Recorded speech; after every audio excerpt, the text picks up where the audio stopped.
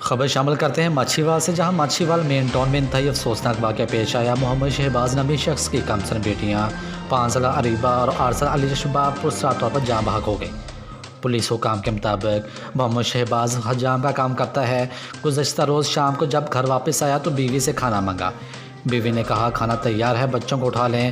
جب وہ بچیوں کو بیدار کرنے گیا تو وہ نہ اٹھیں، جس پر بچیوں کو RIC ماچھیوال لے جایا گیا، جہاں ڈاکٹرز نے دونوں بچیوں کی موت کی تصدیق کر دی، جبکہ ظاہری طور پر بچیوں کے جسم پر کوئی نشان نہ ہے۔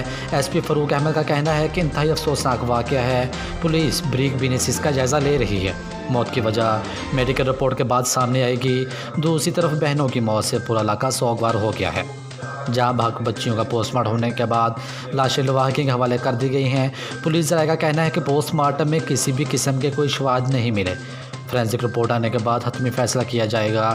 جاں بحق بچیوں کی تدفین ان کے آبائی گاؤں میں کر دی جائے گی۔ بچیوں کی موت پر پولیس تھانہ ماچھیوال نے زیر دفعہ 174 رپورٹ درج کر لی ہے۔ مزید خبروں تفصیلات کے لیے دیکھتے رہیے پاسبان لائیو نیوز HD۔ آپ ہمیں فیس بک اور YouTube پہ بھی فالو کر سکتے ہیں۔